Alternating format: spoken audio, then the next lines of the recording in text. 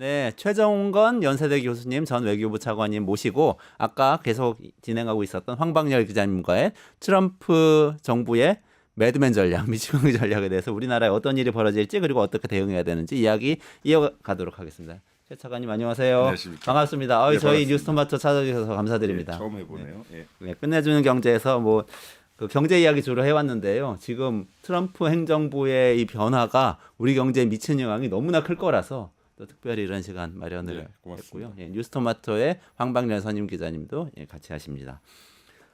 일단 트럼프 대통령 그 당선되기 전에 그때는 뭐 트럼프가 당선될지 해리스가 당선될지 의견이 되게 분분했는데 전문가들 미국에 계신 분들은 또 해리스가 될 거라는 분들도 많고 그랬던 것 같은데 최 차관님은 미리 예측을 하셨었나요? 어떻게 보셨어요? 저는 뭐 트럼프 대통령이 이번에 재선이 될 거라고 뭐 줄곧 공개적으로 이야기해 왔는데요. 그거는 두 가지 측면인 것 같아요. 우리나라에서 지금 소비하고 있는 미국 소식이라는 것이 뉴욕 타임즈가 됐든 워싱턴 포스트가 됐든 CNN이 됐든 소위 우리의 관점에서 보면 레가시 미디어라고 할 텐데 그들이 시행하는 여론조사의 구조가 대부분 뭐 800여 명 놓고 하더라고요. 그럼 아무래도 이제 대표성의 문제가 있는 것이고 또 트럼프 대통령이 2016년 11월에 당선됐었을 때 줄곧 힐러리 클린턴 당시 민주당 후보한테 지는 걸로 나왔는데 물론 힐러리 클린턴 이 180만 표로 전체 득표를 이겼음에도 불구하고 오늘날 경합주라고 알려져 있었던 그 지역에서 이김으로 해서 선거인 단수는 이겼거든요. 줄곧 그러니까 미국에서 발표되는 여론조사에 대한 적실성 또 그것을 보도하고 있는 우리나라 레가시 미디어의 보도를 100% 신뢰하지는 않았어요. 두 번째는 이제 뭐 경제학자 계시지만 기본적으로 인플레이션 문제예요. 이 21년, 22년도에 미국의 인플레이션이 7.5%에서 8.5%였거든요. 주별로 좀 다르긴 한데, 근데 그것이 임팩트, 영향력가 어디에 끼쳤냐면 소위 남부 선벨트 지역에 많이 영향을 미쳤고, 또 북부의 러스트벨트라고 하는 미시건, 위스콘신, 뭐 펜실베니아에 많이 끼쳤어요. 이제 그게 그러면서 이제 결과론적으로 소위 라티노와 소수인종들 전통적으로 민주당을 지지했던 분들이 돌아서는 경향이 보였고요. 또 제가 박사를 오하이오에서 했거든요. 그러니까 오하이오가 사실 상당히 뭐라 그럴까요? 부유했던 주인데 이게 소위 그 포버티 레이트, 빈곤율이 상당히 높게 된 주로 변해버리는 거예요. 결국 뭐 이 요번 대선의 특징이라고 했던 것이 8개 경합 중에서 트럼프 후보가 완승을 하게 되었고 결국 이제 열어보니 이제 그렇게 된 것이죠. 그러니까 제가 말씀드리고 싶은 것은 뭐 내가 맞췄다 틀렸다가 중요한 게 아니라 우리가 미국을 보는 방법. 그러니까 우리가 소위 CNN 뭐 상당히 훌륭한 미디어고요. 팍스도 그렇고 다만 이제 워싱턴의 렌즈로 보는 미국과 그 지역을 보는 지역 위주로 보는 미국 상당히 다를 거라고 생각을 했어요. 그때 그러니까 그때 근데 예측을 하실 때도 이미 트럼프 대통령이 일기 때 했던 일도 있고 또 선거 과정에서 하고 있는 이야기도 있었는데 그 얘기가 지금 그리고 민주당이 상당히 약했죠.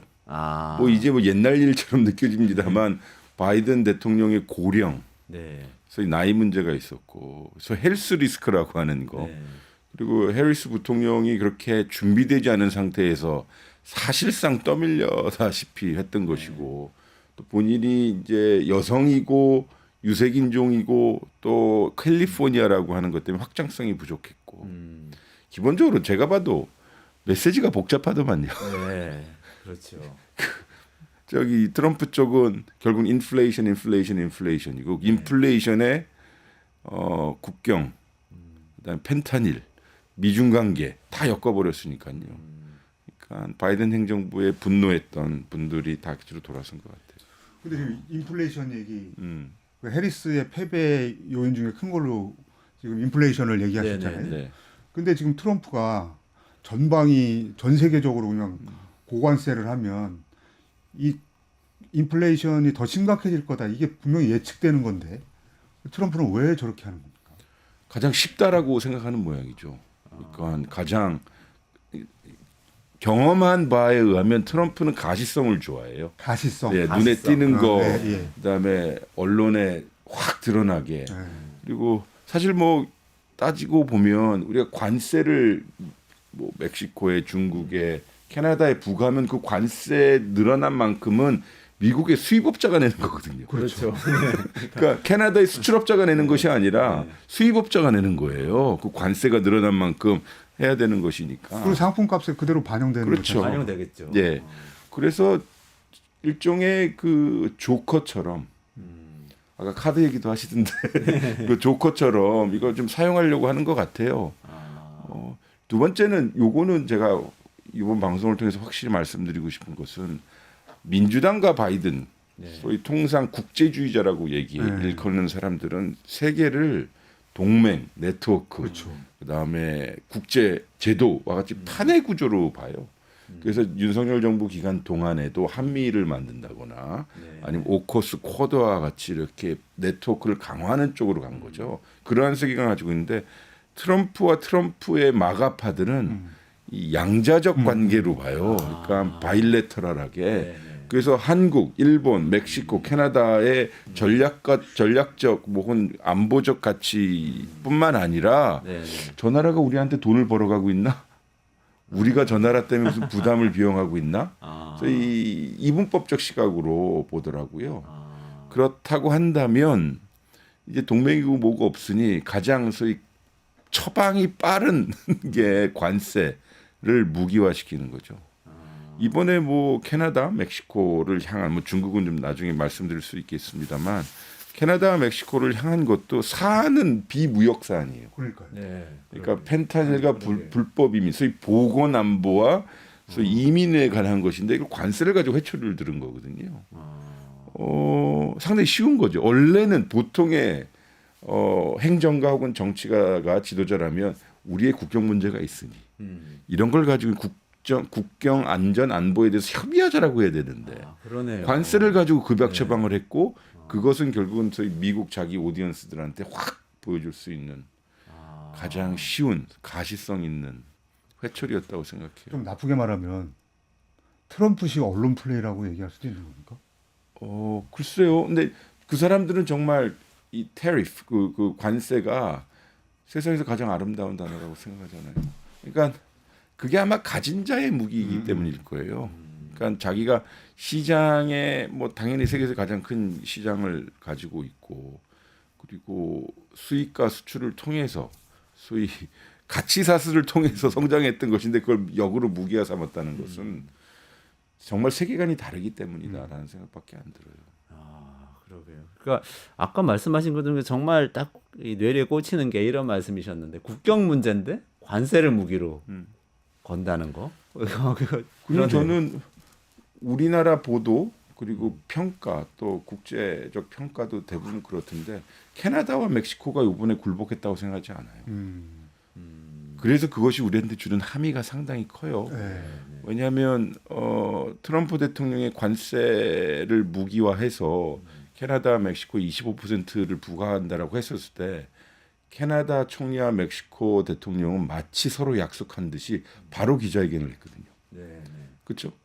서로 먼저 누가 기자회견 하는지 눈치 보지 않고 바로 기자회견 해버렸고 그 내용도 자기네들도 똑같이 보복한다라고 했었고 심지어 트루도 총리는 저는 그걸 실황으로 보았는데 제가 가장 근래에 보았던 정치 지도자의 연설 중 가장 감동받는 연설이었어요. 한번 봐주시길 바래요. 세 가지 파트로 나누는데 미국 국민들이요. 우리는 지난 세기 동안 세계 120여 개국에서 어깨를 나란히 하며 미국인들과 피를 흘렸다. 1차 세계대전, 2차 세계대전 또 이런 말이 나와요. 정확하시는데 한반도의 이름 모를 산맥에서 우리는 같이 피를 흘렸다. 그리고 가장 최근 LA에 화재가 생겼을 때 우리는 물도 보내줬고 그다음에 소방 헬기도 보내줬는데 이게 도대체 뭐 하는 짓이냐. 그리고 트럼프가 하는 행동은 우리를 다치게 할 뿐만 아니라 우리 미국 펠로 아메리칸들을 다치게 할 것이다. 잘 생각해 보시라. 그럼에도 불구하고 나는 25% 관세를 똑같이 보복을 할 것이다. 하면서 켄터키 버번, 플로리다 오렌지, 그리고 미시간의 땅콩 이런 걸 다 열렬히 일일이 다 열거해요. 근데 이 주들이 다 공화당 주예요. 근데 뭐 경제학자이시니까 더 아시는 이게 거꾸로 해보면 캐나다와 미국의 경제 구조를 볼 필요가 있어요. 네. 캐나다는 정말 아메리카 대륙의 사우디아라비아라고 할 정도로 기름이 어마어마하게 나거든요. 네. 그리고 여러 나라에 수출도 해요. 근데 미국에 많이 하는 이유는 미국이 비축분을 가지고 있기도 하지만 미국의 소위 배달료가 쌉니다. 배나 기차에 하는 것이 아니라 파이프라인을 통해서 하는 것이고요. 특히 이번에 온타리오주, 소위 토론토가 있는 그 주의 주지사는 정말 어마어마하게 열이 받은 거죠. 왜냐? 자기네들은 전기가 남아 돌아서요. 뉴욕 북부, 그다음에 미시간 이런 데서 전기를 싼 값에 제공해주고 있었어요. 그러니까 캐나다는 미국으로부터 생활용품을 산다면 캐나다는 미국은 캐나다로부터 원유와 원자재를 사가는 거거든요. 그러면 경제적 이 상호 의존도의 구조가 어찌 보면 캐나다는 대체재를 찾을 수 있지만 미국은 대체재를 찾을 수 없을 만큼 연결돼 있어서 아주 단호하게 한 거예요. 근데 보도는 보면 대충의 분석은 뭐 그래서 하루 이후에 캐나다 총리와 미국 대통령이 협의를 해서 풀었다라고 하면서 마치 트럼프의 승리라고 하는데 그 사이에 미국의 철강 노조, 소비자 연합회, 자동차 노조까지 뭐라고 그랬냐면 그들의 공통적인 내용은 트럼프 우리 지지했다. 요 지난 대선에 네. 불공정한 무역 규범을 개선해 달라고 하는 것이지 네. 우리의 친구들을 다치게 하라는 건 아니다. 네네. 라는 식의 메시지가 상당히 강했고 그리고 두 차례의 통화를 두 정상이 했단 말이에요. 근데 나온 결과를 보세요. 그 결과는 관세와 무관한 이를테면 캐나다 측에서 미국이 원한 것처럼 보이지만 실질적으로 비용이 들어가지 않는 국경 페트롤 잘하겠다. 네. 1억 불 정도 돈을 들여 예산을 들여서 국경 강화하겠다는 것인데 아니 이게 왜 캐나다가 굴복한 거죠? 멕시코도 마찬가지 아닙니까? 멕시코가 뭐라고 그래 대통령 여성 대통령이신데 세바나움 대통령이신가 그런데 그분이 뭐라 그러지 우리 플랜 B 있어. 왜냐하면 디트로이트 러스트벨트에서 나오는 자동차 있지 않습니까? 디트로이트, 미시간 이런 데서는 25% 정도가 그러니까 차 한 대를 생산한다면 거기 25% 부품이 멕시코에서 오는 겁니다. 그러니까 그러면 거기 자동차 노조, 철강 노조가 어마어마하게 트럼프를 이번에 지지했는데 지금 난리가 난 거거든요. 그러네요. 그리고 그 트럼프 대통령이 멕시코에 대해서 뭐라 그러냐면 아니 우리 이웃 국가가 마치 테러리스트처럼 펜타닐하고 불법 이민자, 소위 테러리스트를 우리한테 보내고 있다라고 하니 이 여성 대통령이 뭐라고 걷어쳤냐면 진정으로 테러리스트, 진정으로 우리에게 위협이 되는 사람들은 미국의 총기 상점들이다. 그 사람들이 우리에게 소위 무기를 비밀리에 팔고 있는 것이다라고 맞받아쳤거든요. 그래서 얻어낸 게 뭡니까? 결국은 그 넓은 미국과 멕시코의 국경에 10,000명 정도의 멕시코 군을 투입해서 경비를 강화하겠다는 것인데 예산을 집행해 보면 10,000명 군 움직이는 건 사실 별거 아니거든요. 그렇죠. 그리고 한 달 정도 시간을 벌었으니 그러니까 제가 말씀드리고 싶은 거는 이것이 계속 반복되면 반복될수록 트럼프의 소위 오늘 여기 방송에서 표현하신 매드맨 전략은 신뢰성이 떨어질 겁니다. 그러니까 지금 말씀하신 거는 캐나다의 트루도 총리나 멕시코의 셰인바움 대통령이 오히려 미국 국민들을 향해서 굉장히 호소리가 있게 우리 이 조치의 부당성을 얘기를 해서 결국은 협상에서 뭔가 더 나은 우위에 있는 상태에서 보류라는 결과를 얻어냈다. 이렇게 지금 보시는 거네요. 아니 그건 지켜봐야 될 겁니다. 다만 대부분의 사람들은 관념적으로 알고 있지 않습니까? 저게 되게 트럼프답다. 네. 또 역설적으로 놀랍지 않다 이거잖아요. 그럼 왜 거기 대응을 거래적으로 하죠? 원칙적으로 한 거예요. 지금 멕시코나 캐나다 총리는 그러네요. 원칙적으로 한 거예요. 자기네 국익을 지키고 소위 영어로 얘기하면 자기 나라의 디그니티, 위엄을 지키면서 협상할 건 협상하고 그리고 지킬 건 지켜내는 거예요. 그것도 동시에 시간을 번 거였거든요. 그러니까 그래? 우리한테 관세 때려? 그리고 관세 조금만 하고 뭐 국경 이게 아니라 아, 그러네요. 그러니까 원칙적으로 한 거라 아. 뭐 제가 어디서도 말씀드렸지만 트럼프 대통령은 강한 자에게 강합니다. 그러니까 아니 죄송해요. 강한 자에겐 잘하고 네네. 약한 자에겐 세게 합니다. 아, 네네. 그래서 저는 원칙 있는 협상이 요번 이 캐나다 멕시코 케이스를 보면 우리가 도출할 수 있는 함이다라고 생각합니다. 강약 약강이구나. 예. 아, 그러네요. 그 조금만 그럼 점프를 해서요. 교수님, 그 예를 들어서 우리나라에 지난번 트럼프 1기 행정부 때처럼 방위비 분담금과 관련해서 예를 들면 뭐 10배 올려라? 뭐 이런 얘기를 할 때 우리가 취해야 될 태도에 좀 배울 점이 있는 겁니까? 이미 문재인 정부 기간에 트럼프 행정부는 저에게 5배를 요구했죠. 그러니까 5배라면 작아 보이지만 500%를 요구한 거죠. 그렇죠. 뭐 그때는 저희 대꾸도 안 했어요. 아 처음에는 네. 그때 현직에 계실 네, 때요. 제가 사실 그 업무를 담당했었는데요. 이게 뭐야라고 했었어요. 이게 뭐야? 말이 돼? 라고 했었어요. 우리로 하면 사채업자들도 감히 얘기할 수 없는 수준의 욕을 해온 거죠. 예, 게다가 어쨌든 저희는 저희 나름대로 원칙을 가지고는 일단은 우리가 보통 방위 분담금하면 우리 정부가 알아서 그래 미국아 네가 원하니까 더 줄게 이게 아니라요. 방위비 분담금의 협정의 당사자는 대한민국 정부와 미국 중앙 정부이긴 하나 미국은 행정명령에 따라서 집행하는 거고요.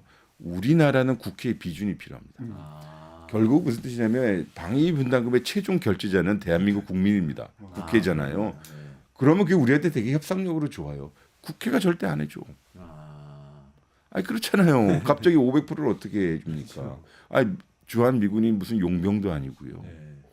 그래서 원칙을 가지고는 동맹의 원칙과 전통에 어긋난다라고 이야기하면서 저희가 버텼고 심지어 실무들끼리 합의한 내용이 있었는데 한 13% 정도 많이 올려줬죠 그것도. 근데 또 원타임 딜이었던 것 같은데 기억으로는.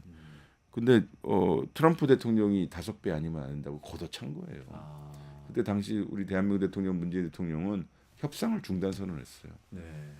아니 뭐 이거 정도가 있어야지 말이야 하면서 중단해 버렸고 오히려 미국이 안 달랐고요. 제가 여기서 드리는 말씀은 보통 알려지는 거래적이라고 얘기하잖아요. 트럼프 대통령이 우리가 아니한 생각을 가지면 안 되는 것이 방위비 분담금을 올려주면 무역은 우리한테 그렇죠. 잘해줄 거라고 생각하겠지라고 하는 건데 전혀 이슈를 섞지 않습니다.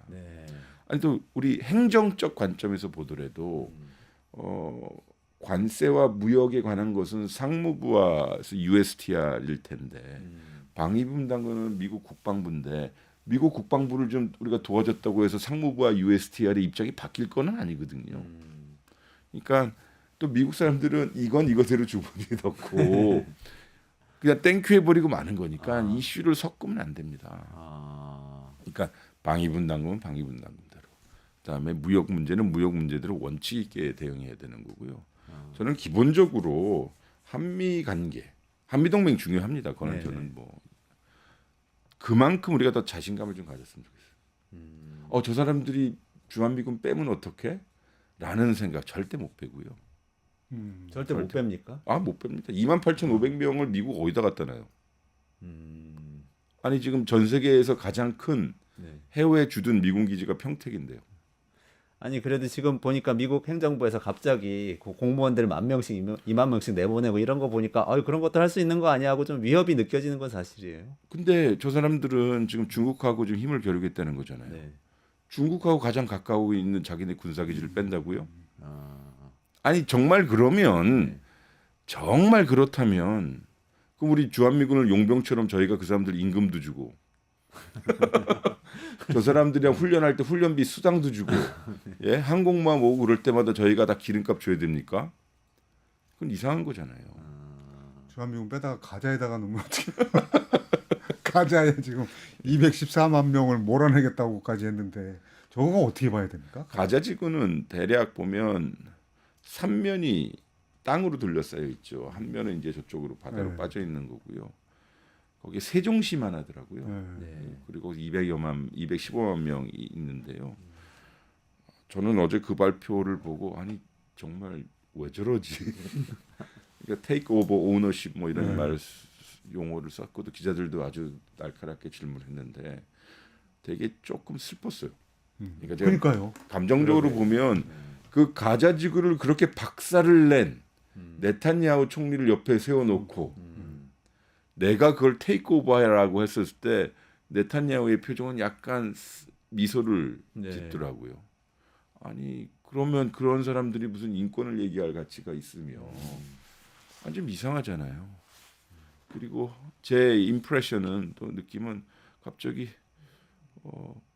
북한을 관광 개발하겠다.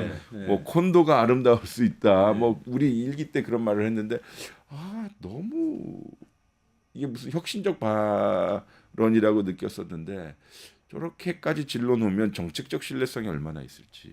사우디 당장 안 된다고 했고요. 또 그리고 어떤 행정명령을 어제 서명했냐면 이란에 대한 맥시멈 프레셔. 네, 네, 네. 그러면 가자 지구는 대략 하마스가 있고 하마스 뒤에는 우리 이란에서 IRGC 이란혁명 수비대가 있는 건데 이거 빼고 그러니까 가자를 소위 관광 개발하면서 215만 소개시키고 이란을 압박한다 그러면 이게 그 정책적 이 구조가 안 맞잖아요. 만약에 진짜 신뢰성이 있으려면 가자 지구를 내가 개발할게. 여기가 워낙 힘드니까. 그러면서 이란하고 외교할게. 라고 해야지. 네, 네. 근데 사우디도 돌아서고 이란은 완전히 대놓고 적대적 정책을 하니 역설적으로 이번 발언이 저는 중동 지역을 일종의 연합하게 하는 오히려 예. 오히려요. 그래서 네. 더 큰일 나지 않을까라는 생각이 들어요. 의도가 뭘까요, 근데? 글쎄요, 뭐 저는 기본적으로 트럼프 행정부 2기가 들면서 세 가지 외교 정책 목표 혹은 현안에 집중할 거라고 생각을 해요. 하나는 미중 관계.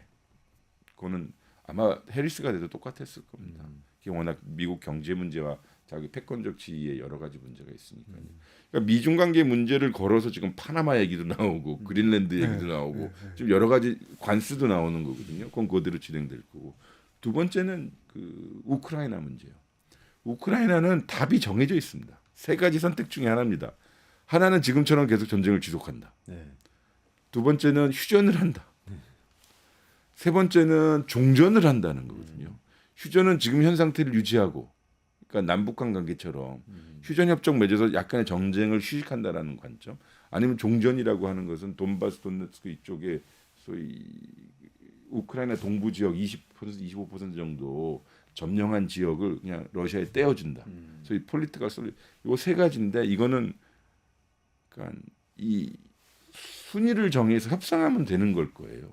그리고 이거는 가시적 성과가 있기 때문에 우크라이나 문제는 상대적으로 이럴 때 북한 문제, 중국 문제보다 쉽죠. 근데 제가 예상하지 못했던 것은 가자 지구에 대해서 이렇게 전격적으로 나올지 몰랐어요. 왜냐면 일찍 우리 지역 안보하시는 분들 이야기 들어보면 거기는 거의 신의 영역이잖아요. 네. 그러니까 종교와 문화와 역사와 심지어 문명까지 있어서 이게 한 단반에 이렇게 끊을 수가 없는 문제인데 그래서 저는 이번에 잘 모르겠어요. 왜 그랬는지. 그러니까 그게 걱정이 되죠. 지금 트럼프 행정부 이제 2기 취임하고 나서 1월 20일 날 했으니까요. 지금 대략 한 보름 남짓 뭐 됐는데 속도가 1기에 비해서 어마어마하게 빨라요. 네. 그리고 이게 무슨 휘몰아치듯이 가요. 말씀하신 대로 앨런 머스크를 앞에 둬가지고 USAID 없애려고 하는 것부터 저쪽에 파나마, 콜롬비아, 멕시코 이런 데를 때리는 것까지 이게 이제 상당히 좀 빨라요. 아마 자기들 나름대로 집권 플랜이 있었는지 뭐 이런 생각도 들고. 아니 그리고 저는 또 눈에 띄었던 게 여기 좀 교수님 오셨으니까 이렇게 좀 궁금했던 걸 좀 여쭤보겠습니다. 그린란드에 대해서도 매입을 하겠다고 얘기를 했었고 파나마 운하에 대해서 뭐 가져오겠다고 얘기를 했고 이번에 가자지구도 소유하겠다고 얘기를 했단 말이죠. 근데 이전에 미국이 그런 식의 표현을 쓰진 않지 않았습니까? 없었습니다. 그러니까 이게 약간 뭐랄까 미국의 대전략이 바뀌어가지고 뭔가 팽창주의적으로 바뀌는 건가 이런 생각까지 그러니까 들 미국의 정도로. 대전략이 바뀌려면 바텀업으로 국방부, 국무부, 뭐 USTR 이렇게 쫙 해가지고 정책 리뷰 보통 2달 하지 않습니까? 뭐 대북 정책 바뀔 때도 한 달, 2달. 트럼프 일기 땐 그랬어요. 맥시멈 프레셔가 나오기 전. 이건 그냥 쏟아내고 있어서, 그러니까 그런 거 있잖아요. 상대방의 전략을 혹은 행동을 우리는 너무 이성적으로 판단하려고 하는. 근데 그들은 하다 보니까 그렇게 된 것 같은데 파나마 케이스는 좀 다른 것 같아요. 왜냐하면 원래 미국 거였고 원래 미국 거라고 보는 게 맞습니까? 맞습니다. 미국이 사실 오퍼레이션, 그러니까 운용과 건설과 운용의 권한을 가지고 있다가 70년대인가 80년대 넘겼지 않습니까? 그러다가 그 사람들 주장은 이 중국이 소위 테이크 오버 한다는 거 아닙니까? 근데 실제로 그 지역을 가보면요, 저도 가봤는데 중국의 소위 1대1로 자본이 어마어마하게 들어와 있는 건 사실입니다. 그러니까 그걸 미국이 소위 스테디엄 디플로머시라고 부르는데요. 뭐냐면 보통 우리가 ODA 지원하면 거기 가가지고 공장을 짓든 직업 발전소를 짓고 그 사회적 기반을 이게 탄탄하게 하는데 우리가 애를 쓰는데 그 사람들은 중국 사람들 데려와서 상징적인 건물, 중국의 돈이 상징되는 스테디움을 짓거나 뭐 혹은 기간 산업을 짓다 하더라도 거기서 이제 운영료를 징수받는 그런 쪽을 하는데 이 중남미에 그런 게 많습니다. 중남미는 워낙 경제 규모도 작고 일종의 취약한 곳이니까요. 그것을 일종의 막기 위한 방법인 것 같기도 하고요.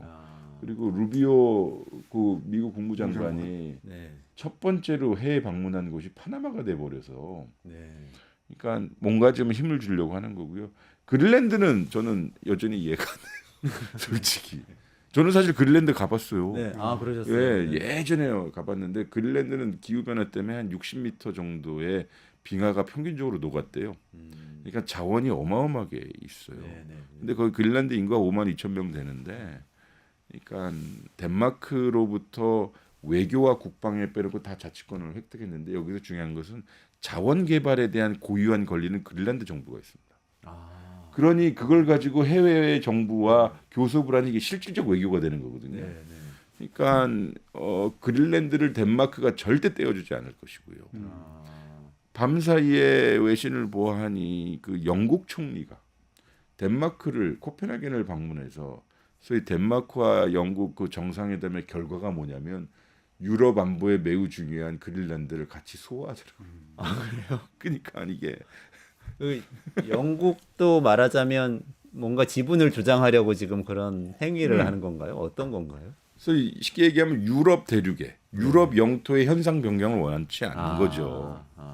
즉 유럽 대륙의 현상 변경을 힘으로 하려고 했던 게 러시아의 우크라이나 침공인데 막말로 지금 트럼프가 지금 이야기하는 것이 파나마 말 안 들면 군사적으로 캐나다 막 조롱하듯이 우리 51번째 주가 돼야 된다라고 얘기하고 그다음에 그린란드는 우리가 가져야 된다라고 얘기하니 그래서 영토와 국경의 현상 변경을 힘으로 한 듯한 모습을 보여주니 아마 민주당 정부 사람들을 보면 좀 땅을 치고 아파할 거예요. 미국에서. 브라질 룰라 대통령이 그런 얘기 했더라고요. 어느 나라가 아무리 중요하다고 해도 전 세계를 상대로 싸울 수는 없다.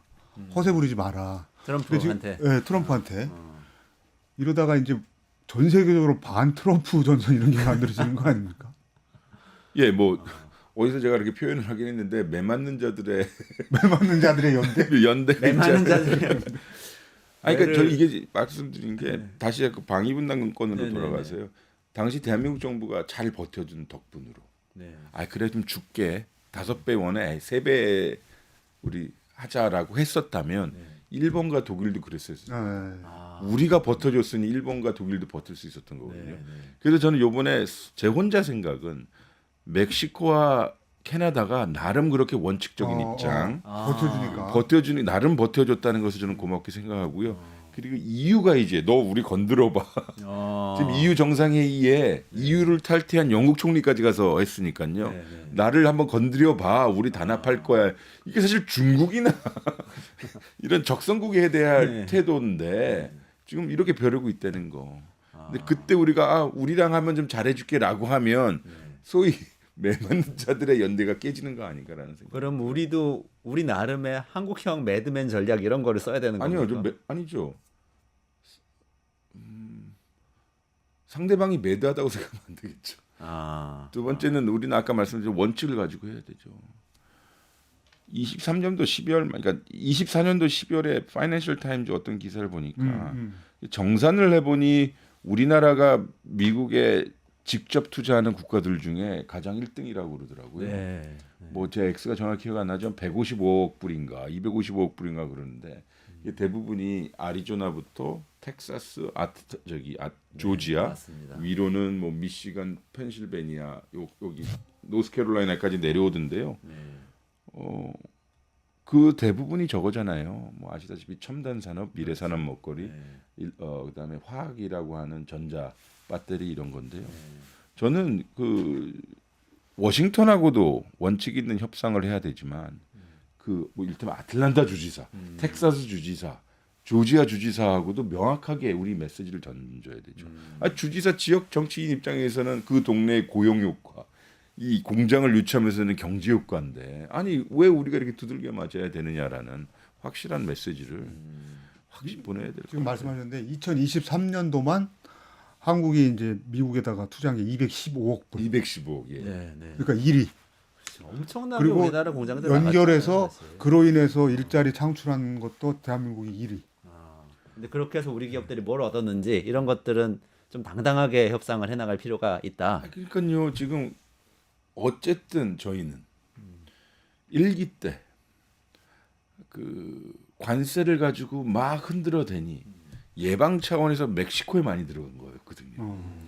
그리고 거기는 소위 나프타 북미 무역 협정 때문에 멕시코를 통해서 가면 무관세니까요. 사실상 여러 가지 편한 점도 있어서 이제 멕시코를 때린다라고 하는 것 하나, 심지어 우리가 거기가 미국 본토에 가서 공장을 짓고 활동하는데 왜 우리를 때리냐라고 하는 거죠.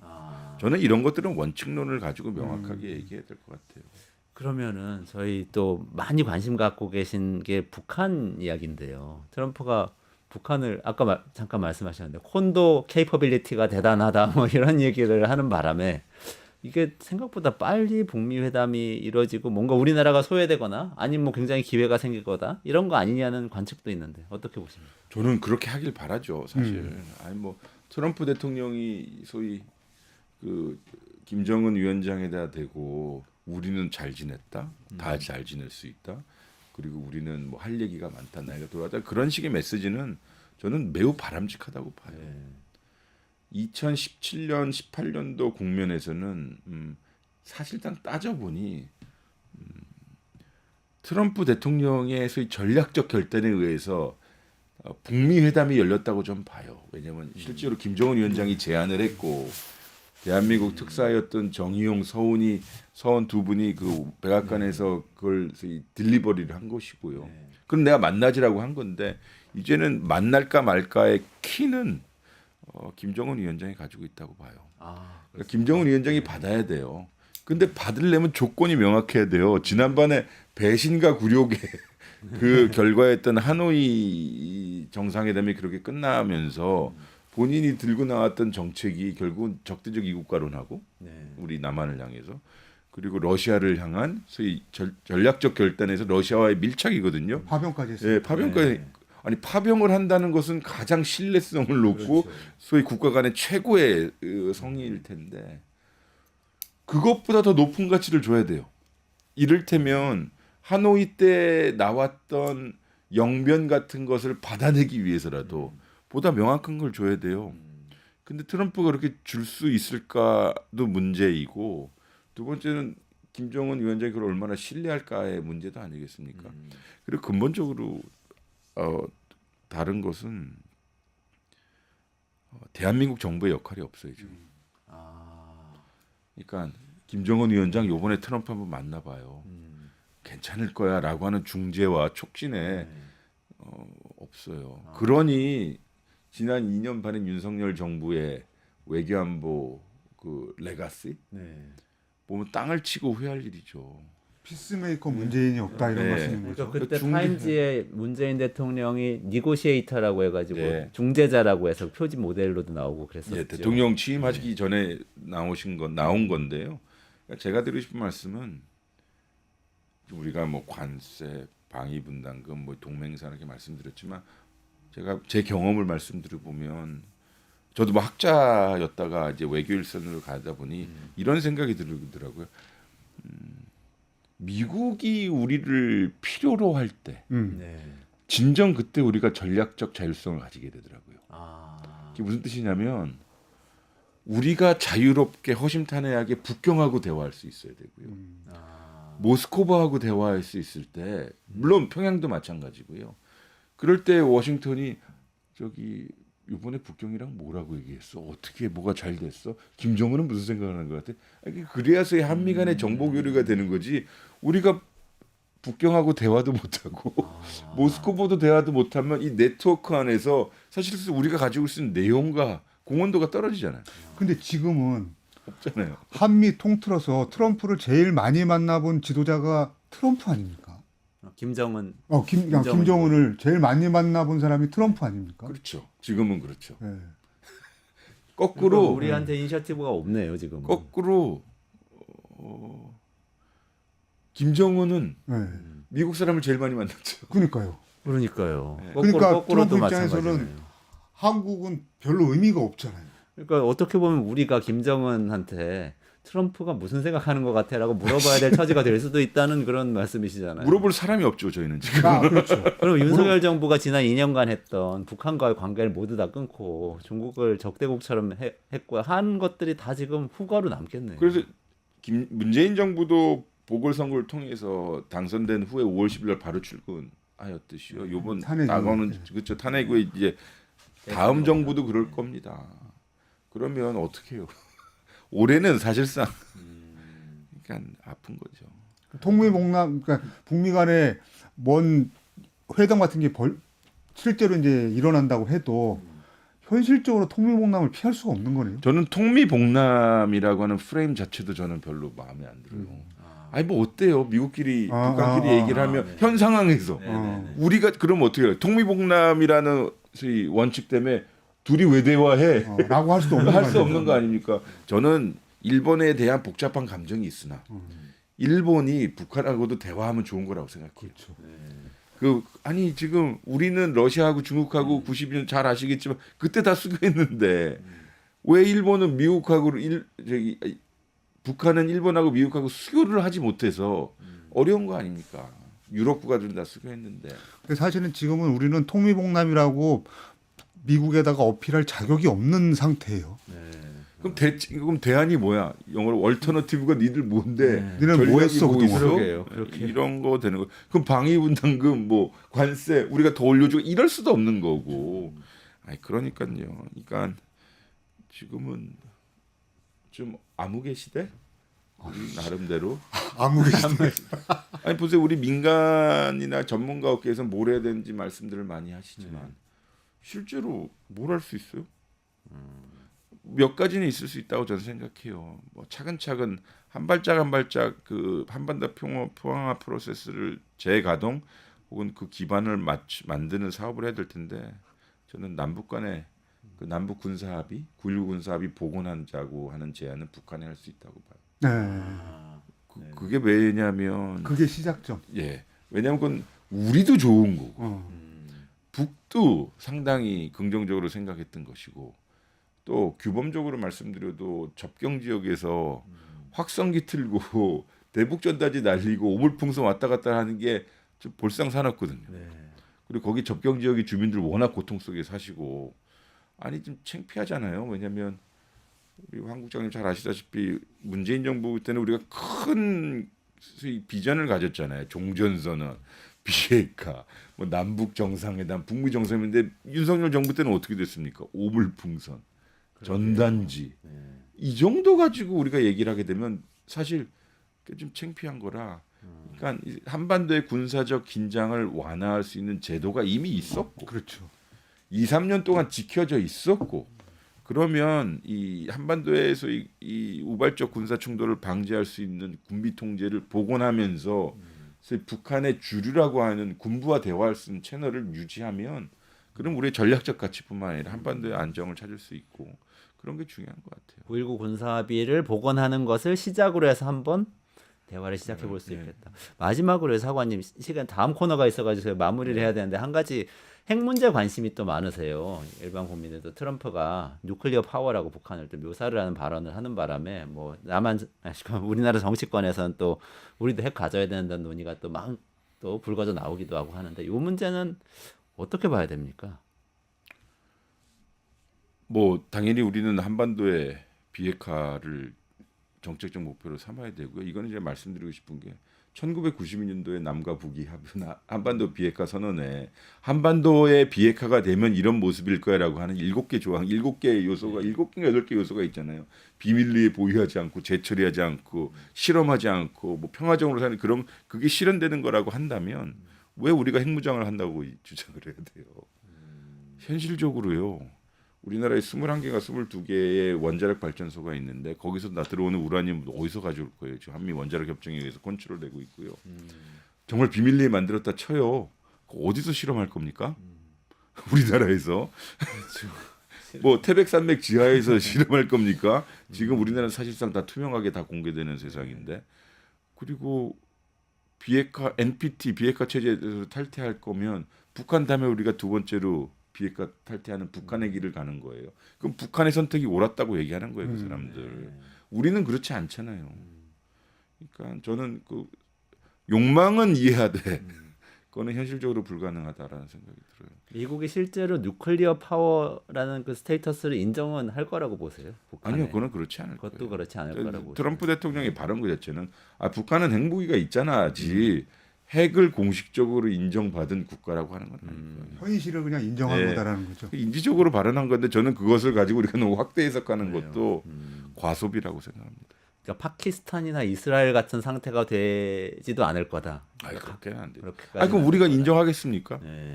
저 짧게 하나만. 네네. 지금 한국에서 핵무장론이나 전술핵 재배치 이런 거는 이제 비판하는 분들 중에서도 말도 안 된다 이런 거는 비판하는 분들 중에서도 일본 정도의 잠재적 핵 능력은 갖자 이렇게 주장하는 분들이 있습니다. 예.